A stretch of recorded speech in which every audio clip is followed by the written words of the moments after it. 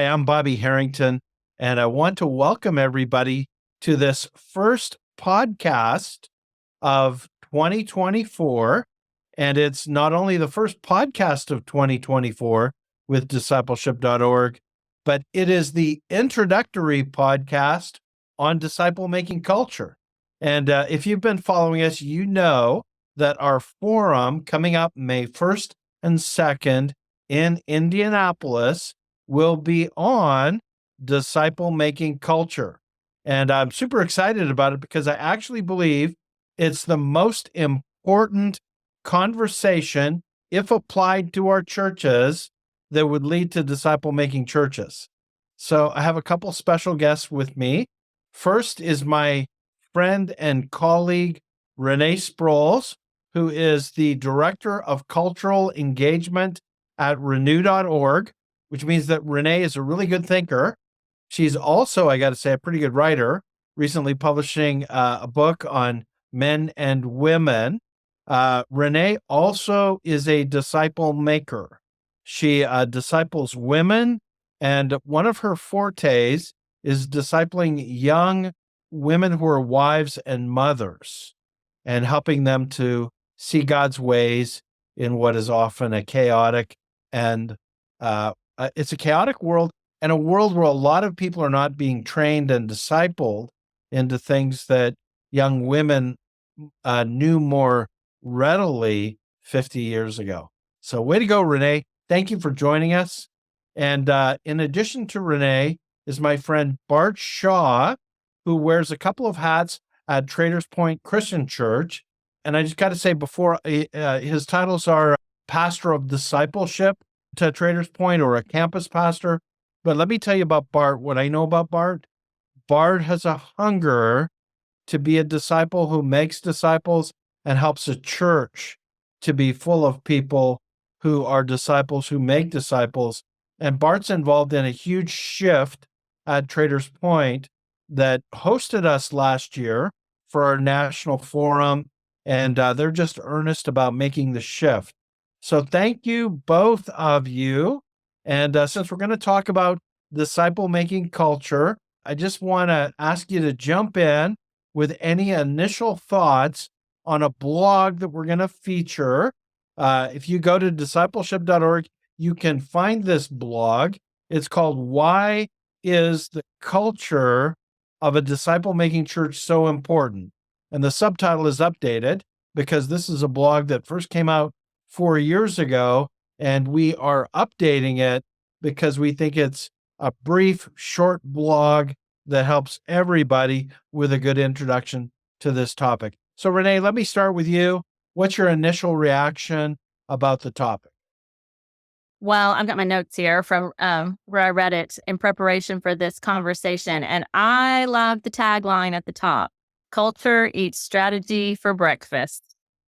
And that is so true. As a mom who was a homeschool mom who was creating a culture in the home, and then later as an employee at our church, and now working for Renew.org, culture is the thing. It's the water that we swim in, and we're the fish. And a lot of times we don't even know the assumptions that we bring to the culture around us. So that was my first impression is when you're talking about a disciple-making culture, my first thought is, what assumptions am I bringing in to this conversation that I'm not even questioning? So, for example, my husband and I asked each other the question back in the 2010s, when should our children get a cell phone? Not should our children get a cell phone. You see the difference there? Yeah. Because we were products of the culture being swept along. And so that's part of the conversation. And there's lots of other thoughts I have, but I want to give Bart a chance to jump in here too. No, that's a great start, Renee. Thanks. And you stole mine. So I was going to say the same thing because I think you hit the nail on the head, Bobby. I mean, culture does eat strategy for breakfast. It is the core of everything that we do. And we can have all of the fancy strategies, the missions, the banners. I mean, we just updated our mission, develop and deploy disciple makers. And like we have a mug, we have all of the things that can help reinforce that. Those are great. but you have to look for the fruit. And that's what we're kind of trying to get to the heart to right now. Like, what are the things we actually do? What are the things, the stories we tell, the stories we celebrate? What are we seeing the Lord do in our midst? That's really who we are in our culture. And so the church has a little bit of an identity crisis, and we're trying to right that ship. We're trying to find who we are in this new world. And it's going to require cultures in a lot of churches to shift from consumers to producers. And that's a big disciple making shift that has to take Boy, place. isn't that a big shift? We're It is. we're also this season, and I just want to encourage all of our listeners, or if you're watching us on YouTube, to know that it's going to be really worth it to follow Discipleship.org over the next 4 months, because we're also going to go through the material from a book that was published 10 years ago called Disciple Shift, which I wrote with Jim Putman and Robert Coleman. And we're going to talk about the shifts that are a part of the macro picture on shifting a culture. I want to jump in, and I actually love that you guys started with Peter Drucker's comment that culture eats strategy for breakfast. In the article that we're talking about, Louis Gertzner, the former CEO of IBM, took it a step further, and he said, organizational culture eats strategy for breakfast, lunch, and dinner. And I just want to say, I really think that's true. So let me contrast, and then Bart, I'm going to start with you, and then we'll go to Renee. I want to contrast what many of us do in church leadership. So to this day, I'm a lead pastor, really fortunate to be a lead pastor at the same church that we planted 26 years ago. But one of the things I have learned is we've had a lot of strategies, we've had a lot of plans, we've had a lot of goals, we've had a lot of initiatives, and all of those fall short if they don't affect the culture of a church. In fact, if you don't change the culture, all of those things pale to insignificance and don't result in lasting change. So, Bart, you're dealing with a large body of people. I don't know how many thousands, but talk to us about the challenge this presents for you guys. The challenge of moving the culture and shifting. Yes. Yeah, it's massive. And I recently Daniel McCoy and I did a little article that kind of highlighted some of the challenges we're up against in the mega church. And I think one of the beauties and the curses is you do have a lot to manage, but when it's like the old analogy of a cruise ship and a speedboat, right? It takes a long time to move that big ship, but when it moves, it's really hard to move it back a different direction. And so Yes. we know we have to put a lot of energy and effort into making that shift. And it takes time. It always takes time. Never as fast as we want, but it's going to take all of those little tweaks and changes to get us there. And so we're just trying to be intentional, working from the top down. If our leaders, if our staff, if we don't live it out and embody the true shifts that are required to make disciples and be disciples, our people never will live it out. And it will die with me and us and any of us that are trying to do that. And so we're really trying to build it from the leaders down. And that's where we're starting. That's really good. It's the idea that there's a book came out years ago called Leading Change by Cotter. And he starts off by saying you create a crisis, but then you have to have a guiding coalition. And so Right. once everybody in leadership's on board, that's so crucial. Well, Renee, when you think of then failed strategies, having both been in a school environment, in a homeschool environment, in a church, working for a church, seeing a culture change in a church, what are some thoughts that you have about the idea of strategies, goals, and actions that may not change the culture? Well, I love some strategies and some goals. You couldn't homeschool very well if you didn't have kind of a plan for the year, someplace you're aiming for. You'll never hit what you're not aiming for. And I truly appreciate your comment, Bart, about it coming from leadership first, because that's so true. If they're not bought in, then your people will know it, whether that's your children to the parents or your congregation to the leadership. So your leadership has to be bought in to it. And yet, you know me, Bobby, my heart is for obedience. Obedience is the best teacher. And so when thinking in terms of whether it's a church or a family or a group of women, what you really want is obedience in increments, like little small wins. Small wins. You don't want a goal that's so big that people look at it and go, well, I can't do that, so I'm not going to do anything. That's right. And so I think that making it accessible and doable and holding people accountable is really an important part of what you need to So do. let's come to that, because one of the parts of creating a culture is the idea of obedience. I want to introduce the paradigm that we're going to be using throughout the next 4 months. I'll say 5 months through May. I want to introduce the paradigm on what creates a culture. But let me just, for our listeners and those who are watching, describe it a little more succinctly, because some people watching or listening are going to be thinking, okay, exactly what is a culture? The Harvard Business Review described it this way: it is the values, beliefs, and behaviors practiced in an organization formed over time because they are rewarded or punished by formal or informal rules, rituals, and behaviors. Well, that sounds a little bit sophisticated, and it definitely is a business concept with reward and punishment. But psychologically, the same things are true in a family or in a community or in a church. The McKinsey Institute, I like the way they said it. And I really like it when I think of like the church where I serve. Culture is how we do things around here. It's kind of like, well, this is how we do it. This is who we are. This is what we do. And I like that because I think it gets at the thing. It's like culture is your identity.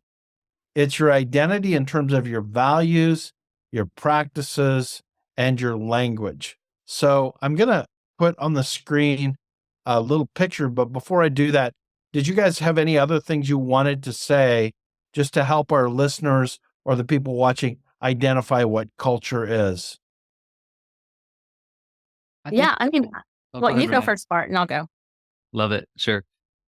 So I think we're kind of already getting on some of these, but the idea of accountability, some goals, some metrics, like those are so essential. Like you can't have nothing. The strategy is not the main driver that makes culture happen, but you have to have good strategy. And so I think when we talk about making disciples, making cultural shifts, it will require accountability to those things that we uphold. It will require maybe some new metrics that we're evaluating to see if we're actually hitting the mark. And the stories we tell will have to change. Listen for what your people are doing and saying. To me, those are some really big buckets that you fill as you're making that cultural shift as well, kind of in that same line of what we're just talking about. Yeah, I think that's right. And Renee? I was just going to add, because we're made in the image of God, we are culture makers. Humans are by default culture makers. So it's not if we're going to create a culture in our churches, it's what kind of culture are we going to create? Oh, wow. It's going to happen. It's going to happen. And so that's just good to keep in mind. It's inevitable. So I'm going to pause again before I jump in. I want to describe the typical successful church in the eyes of many people in North American culture, because it has a culture with certain practices. And in fact, I'll tell you what I'm going to do first. Let me describe, and I'll share for everybody who's watching, the graphic that we created based on a lot of work that Brian Zare and Todd Wilson had done in a book called Spark. Now, Todd is a very close personal friend of mine. We've had a lot of conversations around creating a culture. But if you're with us, you're going to be seeing a diagram that has at its core values and core beliefs. Then outside of that are behaviors, and outside of that are narrative. Let's talk about the first one, just so that everybody can know. The narrative, we'll start with values and beliefs. It's what we truly believe. Again, it's not what we say we believe, but it's what we truly believe. I've gone through an exercise recently with my own leadership to identify sort of my core value that I end up circling back to all the time. And, I'd like to think it's Jesus. I'd like to think it's the gospel, and all those things are true, but it comes out of something that's even deeper than that for me. And it's the value that I place on scripture, believing adhering to and following Scripture alone as my final authority. Because that belief is really true of me, you're going to see it in my behaviors. You're going to see it in how I talk. Well, you have things you really believe, and a church will have that. Like, what do you really value and believe? Patrick Lencioni, the leadership expert, says that an organization should only have 3 or 4 things that are their core, rock solid core values. Of course, and then we have beliefs, faith statements. These are the hills that we're either willing to die on or to be wounded defending. And every church needs clarity on that. What truly matters. Okay? So you have those things. And I'm just going to say for the Discipleship.org tribe, at the core is we value being disciples of Jesus and making disciples of Jesus. Okay? Then that leads to the second thing, which is behavior. What disciplines, what behaviors are we committed to so that they become habits? See, these habits and behaviors are the essence of living out our beliefs. They're we might call it the hand expression of what's in our head. They're the habits that form lifestyles, and lifestyles reflect behaviors. So when we say culture is, here's how we do things around here, say at my church, one of the things I'm grateful for is we have a culture where everybody's in a discipling group. It's just like, it's what we do around here. We may not have the best preaching on the planet, but we have a culture where everybody knows that we're about being in discipling groups. Well, that's good. That's our behavior. And then thirdly is narrative. It's how we talk about ourselves. It's our language. Like language, you work on your language and then your language works on you. It's our language, descriptions and sayings, and it's our stories. It's our story. Like, what's our unique story? Hey, we're all disciples who make disciples. In my church, it'd be like, we made a big shift several years ago, and the stories we tell. We like to celebrate disciple-making stories. So if somebody's being baptized, we have the person who discipled them, baptizing them. Or if they're baptized publicly, we talk about this person's being baptized and so is going to disciple them. So those are the 3 levels. We're going to spend a little bit of time here on it. But notice that dominant cultures have congruency throughout. So in other words, the values and beliefs are reflected in the behaviors, which are reflected in the stories we tell in the language. And then their intentionality. We intentionally do those things all the time. That's an introduction to the paradigm. I'm going to start off by talking about the dominant culture of church in North America, and I'm gonna create a straw man, but it's an important straw man, and it's going to be built around preaching and preachers, praise and worship leaders, and programs, the 3 Ps. And here's what I want to say about core values. The North American church has valued and made a core belief great preaching, praise and worship, and programs. We have persuaded people, and people have persuaded us as church leaders that you got a successful church if you got great preaching, great praise and worship, and great programs. So that shows itself up in behaviors. In your typical church, it's a successful church if you can get a great preacher. And if he can have, the best band and the best, lights and sounds and LED screens and, just wow. And the best programs. Those are the behaviors. And so people want to sign up for the right programs and go to the right church with the preacher, the praise and worship. And then we have a narrative about that. Well, our preacher, he's a great preacher. Did you hear the preacher this past Sunday? Wasn't he awesome? And the praise and worship. So-and-so is such a great praise and worship leader. Or our church just has the best programs for kids. Now, why am I saying that? I think all of those things I've just said create a culture that's not a disciple-making culture. Now, are disciples going to be found in those churches? Yes. And are some of those things helpful in creating disciples? Yes. It's better to have a good preacher than a bad one. But is the emphasis on the 3 Ps that our culture prizes, praise and worship, preaching, and programs, often those things actually don't make disciples. So I'm going to pause here. Bart and Renee, jump in. Let's talk about the paradigm. I'm going to leave it on the screen, but let's talk about the paradigm, talk about the challenge of this dominant culture. Let me just say this before I'll go to you first, Bart. We have a national study on disciple-making cultures that is on Discipleship.org. And we found in this national study that Discipleship.org did with Exponential that less than 5% of churches have a disciple-making culture. What that means is 19 out of 20 churches try to, or at least tell themselves that they can make disciples by the 3 Ps of preaching, praise and worship, and programs versus a disciple-making culture. We also have an inventory, a statistically valid test you can take for your church, and I'll talk more about that in a minute. So, Bart, go ahead and jump in and give me some reaction. Yeah. I mean, ouch. I mean, that is the church in America for sure. And there's been reasons for that. I mean, we've had to adapt and contextualize to culture. Some of those things are good, some probably not so good. And then obviously the emphasis can get 1 or 2 degrees off. And over time, you're like, well, you're way off. Well, and sometimes I'll say this in defense of that culture. I think 20 years ago, you could get by with emphasizing those things in a way that you can't now. Yeah.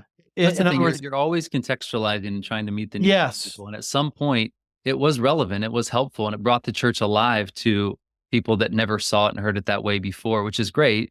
But then you can get stuck there. And so, one of the things that's always stuck with me, Bobby, I read Mike Breen's book years ago, How to Build a Disciple Making Culture. And he said something to the effect that if you look to build the church, you rarely get disciples.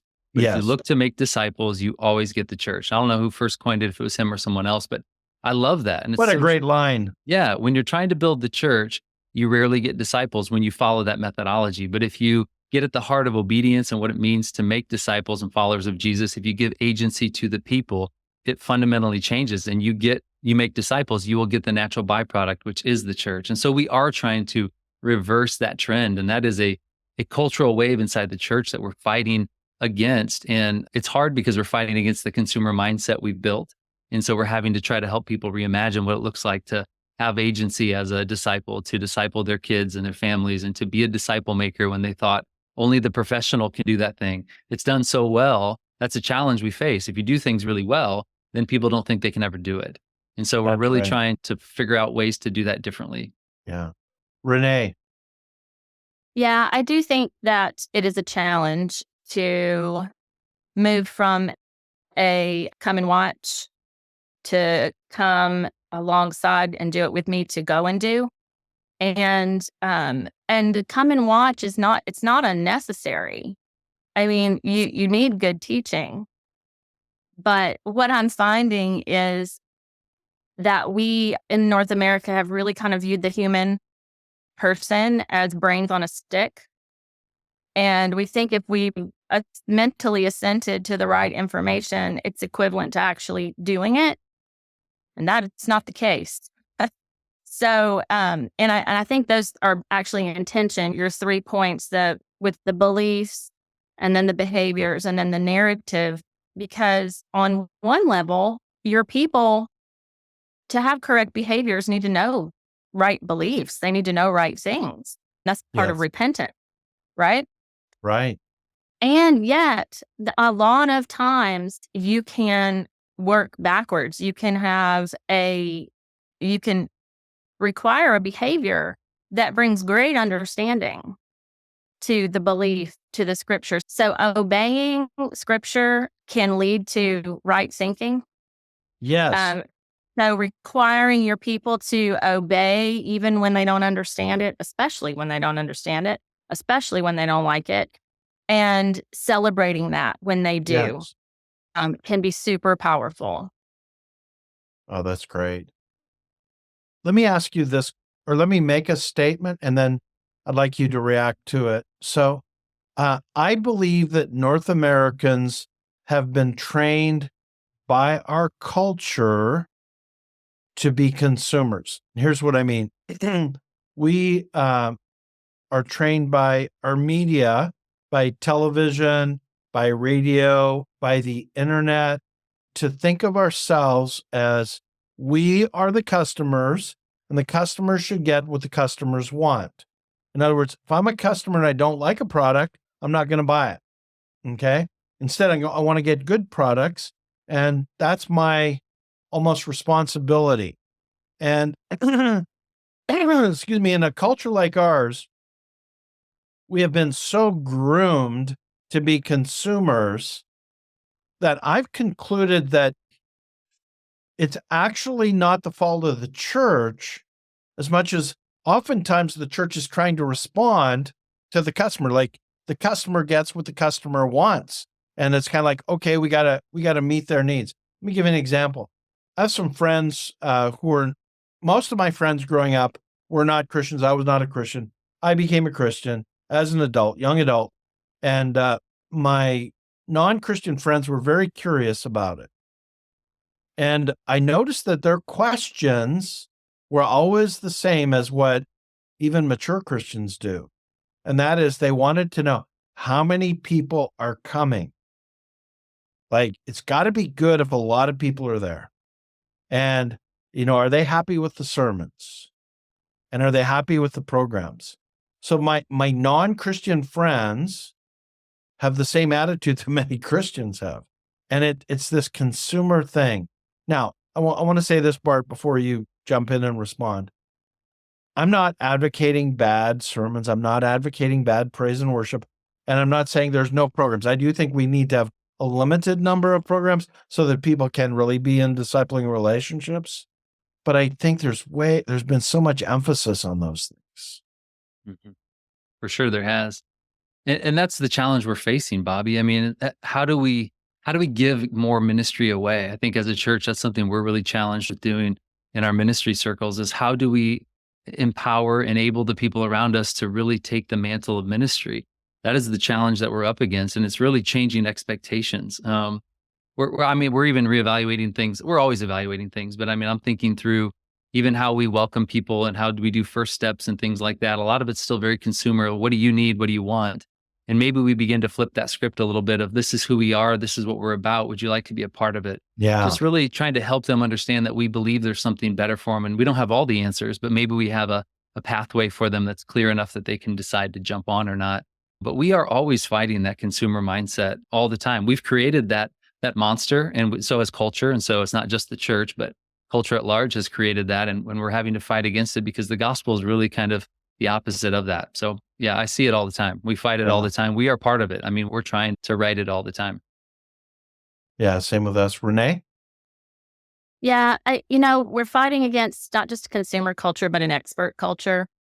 So we love our experts in the culture at large and in the church, and kind of helping people realize like, no. If you are a first grader, you can go teach a kindergartner. If you are a fifth grader, you can help a fourth or a third grader. Just in some of the simplest ways.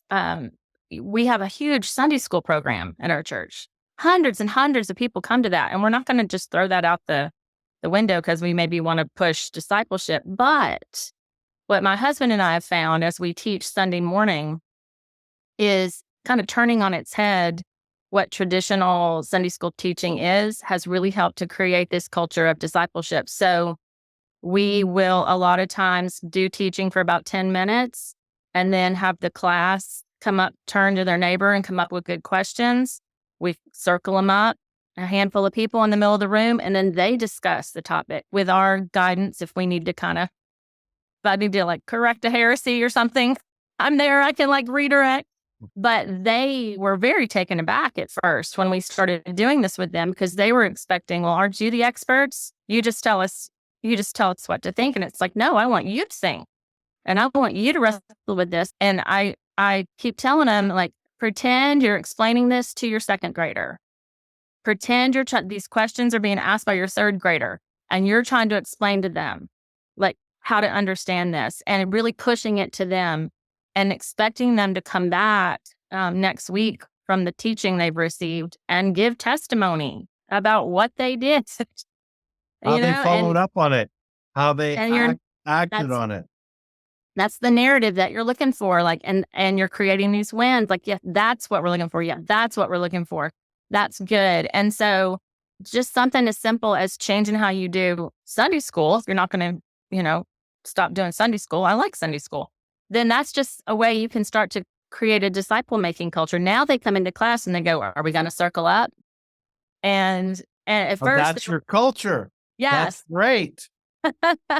At first there was terror. Now there's excitement. So Oh, that's good. That is so good, Renee. I love that so much. I often use this example because it's very similar. I preached a few months ago here at Traders Point and talked on discipleship on the very same thing. The idea of martial arts. When my kid was a little bit younger, he took martial arts, Taekwondo, and I was blown away when I saw these kids who'd been there for like a month. They learned the basic move. They were not a black belt. They didn't know hardly anything, but they learned the basic move. And the very next expectation when they became a yellow belt was to then teach the white belt. It wasn't the blue belt. It wasn't the black belts that were teaching the white belts. It was the yellow belt. And every step along the way, that's what was happening. And I just saw disciple making unfold right before my eyes. And it's exactly what you just described, Renee. I mean, we've got to recapture that as a church. Like, how do we give agency to our people? How do we let them, they don't have to know it all, but teach someone what you do know. And then report back, give them some feedback, correct the heresy, but help them, empower them to go do the work of disciple making. Like, that's the picture that I often keep in front of me when I think of that martial arts. It works really well, very much like that. That's great. So I want to make it very personal in the sense of how this applies to the individual. We'll have various podcasts, ebooks, and flip books that we're going to take people through to help them with the church when it comes to culture. But Bart and Renee, both of you try to help individuals to develop what I call the disciple maker lifestyle. And Bart, let me start with you on this, because one of the reasons I invited you onto this Kickoff podcast is because of a conversation you and I have been having as you're trying to come up with habits for everyday disciples based on the head, the heart, and the hands. So tell us a little bit about that. And then I actually want to tie it into our diagram on creating a disciple-making culture. And I want our listeners and those who are watching to think of, let's talk about the culture of an individual. So it would be the lifestyle, the beliefs, the values, the things they say for an individual. And I'd like to sort of transition to it by Bart's desire to help people with the disciple maker framework based on the head, heart, and hands. Bart? Yeah, that's great, Bobby. Yeah, that's a conversation we've been having, just trying to figure out how we best train and equip our leaders. And we want to develop and deploy them as disciple makers. Like, that is our mission in our group space for everything that we do. And so we're trying to reverse engineer a little bit. Well, what does that person look like? What do they need? Obviously, we know many of the things, and you can make that list really exhaustive. And so we're trying to pare it down, like you said earlier in the episode, just down to those bare essentials of 3, 4, 5 things. And so we started thinking in those buckets of head, heart, and hands, and we're still working on this. So I'm waiting to hear your guys' answers. But we started thinking through, like, what do they need to know, or what is the thing that's cognitively on their mind? And I think deep wells spiritually is a big one. I mean, that's something where they have to know scripture. They have to be with Jesus. And that's something that starts there as well. I know that's heart as well. There's also something that's very intentional about how they invest in other people. And so, like, those are some things that we're beginning to think through. How do we capture that? How do you quantify that? When you look at the heart, these are people who have a growth mindset. They rely on the Holy Spirit. They have genuine care for other people. You guys know, you've been discipled by people that they care about you. They care about your family. It's not just a program. There's something that's very sincere there, very authentic. The hands, I mean, there's a lot of things that can fit in those buckets too. But I think sharing hope, sharing your story, those people who embody disciple makers, like they meet the needs of other people. They care about multiplication. They call you to more. There's an element of challenge that's built into their loving voice. And they're ultimately replicating themselves. And so like those are some of the things, like when I think about what this person looks like, these are the things we want our leaders to embody. But how do we pare it down a little bit, clean it up a little bit, make it very clear so that we can equip them and train them Yeah. on these things to live them out, not just training segments, like that's a part of it, but how do we help them embody it, live it out into some of those other buckets, as well. So let me tie it into this diagram because I started thinking about it, I thought it ties in. So if you think of at the core of who we are will be our beliefs and values, the things that are in our head. Okay. Now, I do think sometimes we use metaphors that don't quite fit the Bible. So I don't want to say when the Bible talks about loving God with all your heart, mind, soul, and strength, it's dividing it up the way we are right now. I'm using it more of common understanding. Like head is thought, facts, beliefs. Heart is story, emotion, language, the feeling side. And then hands are what you do. Now, this will come out today and over the next several weeks, but Shadunke Johnson rocked my world. He told me that you need to worry more about what you do more than what you say or talk about. And Renee, I know that's important to you and that you've learned that as well. And I say that by way of compliment. I feel like you're one of the most articulate people on the value of obedience, even when you don't understand. But talk to us, if you would, a little bit about the head, heart, hands, personal culture that we're creating within people. Yeah, I have a Christian psychologist friend who once said to me, Renee, you always do what you believe. And I was like, well, that's not true. Absolutely not. And I wrestled with that for quite some time. And in the end, I think he's right. And it fits this paradigm you're talking about, because if I'm doing something wrong, if I'm disrespecting my husband, it's not because I don't know what Ephesians 5 tells me to in terms of how I am to interact with my husband. It is because I am likely believing some sort of lie about our relationship or who I am, who God is. And so there's a tension here. As much as I am like a fan of obedience bringing understanding, Jesus says, if you love me, you'll obey. Yeah. That's that tension. Is it if we love Jesus, we'll obey? Or is it our obedience brings the love? I think it's both. Ew. I think it feeds into ourselves. So when I'm working with a person, to bring it back to the individual, when I'm working with a young woman and she is telling me, my husband works all the time, I feel abandoned, our children never see him. That's one of the first things I go to when I'm sure that he does love his wife. I know them well enough to know, like, he wouldn't want her to feel that way. We go to Jesus in prayer and we say, all right, Jesus, can you show us what lie he might be believing about his relationship with her? And Jesus always shows up. Holy Spirit always is ready to answer those questions, to mend a relationship between a husband and wife. And it's like, oh, he feels like a failure with this child that they're having a really hard time with. He hides. He's hiding at work. He doesn't want to come home and face his failure. He gets pats on the back at work. So values and behaviors, they're intertwined. They're inextricably intertwined. And so I just tell my women, keep the truth on your phone. Get that note app out. Use that technology for good.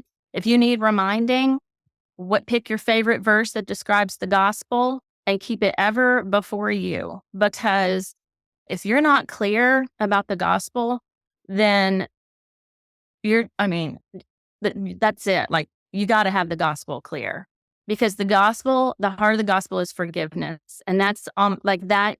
is every behavior. That's every interaction. Yes. It's constantly Yes. understanding Jesus's sacrifice to get you forgiven so that you can in turn release forgiveness to the other people in your life. So I feel like I'm kind of rambling, but it's this tension with beliefs and behaviors and the narratives. Wow. Like the reason I believe one of the reasons God is really particular about the words we use is because they have actual power. Yes. It's not like, don't say mean things because they're mean. It's like, no, you can actually bless and you can actually curse. Mm. You have way more power than you believe with your tongue, says James. And so use that for good. Do not use that for evil. And that's that narrative part of this circle. And I just love it. I love doing life with women and living this out and holding each other accountable. There's nothing more fun in the world than to do life. And nothing more loving for another person as well. Oh, it's so great. But unless we, again, tell the story and hang out the carrot, don't use the whip. Tell the beautiful stories, of the wins and the marriages and the mothers and the children and the fathers and the children and the relationships restored. Like, who doesn't want that? Yeah, that's right. Agreed. So, really grateful for you two spending the time. Renee, I'm going to come back to you. Any last words you want to share? And then Bart will give you the last words. Well, it's not super holy, but when I was thinking about culture, I was like, who has got it going on with culture? I was Yes. like, Chick-fil-A. Yes. And I was like, Renee, that's holy. That's holy. God's chicken, right? Well, that's what I was thinking. I was like, every Chick-fil-A you walk into, the one I walked into in Indianapolis when I was at the conference last year, the one here in Murfreesboro where I am, doesn't matter where you go. When you walk into Chick-fil-A, they have their people trained. They have these 4 things that are, I went and looked them up on the internet. They value eye contact, a smile, a friendly tone, and saying my pleasure. Wow. And you're going to get that everywhere you go. They train them to do it. They expect them to go out and do it. And they celebrate it and they reward their people for behaving in those ways. And so I just thought, that's it, man. That's it. Find your head, heart, and hands. Go be Chick-fil-A. That's beautiful. That's beautiful. I love that. Well, I'll jump into, I think final word, Bobby, do it yourself. Like, go make disciples. So I've seen so many pastors and leaders and people that want to have a disciple making culture. They want things to change and be better. They're beginning to get awakened to that idea, but they have not yet structured their life in such a way where they're doing it. And so I would say start there. Don't go the cart before the horse trying to make disciples if you're not actually making disciples yourself. So find a method, a tool, begin to implement it, use it, make disciples yourself. And if you don't know where to start, and even if you do, the starting point is prayer. I mean, I know we didn't spend a lot of time on that today, but I know you guys both care about that deeply. Like, really begin with prayer. Like, Lord, break my heart for what breaks yours. Raise up workers for the harvest field. Open my eyes. All of those things will begin to change your heart in the way that leads towards making disciples. That's great. Well, thank you so much, Bart and Renee. And what a blessing it has been to have you on this podcast. And we will look forward to the continuing dialogue with both of you. This is Bobby Harrington. Thanks for being with us. And we look forward to this next season as we focus on creating disciple-making cultures.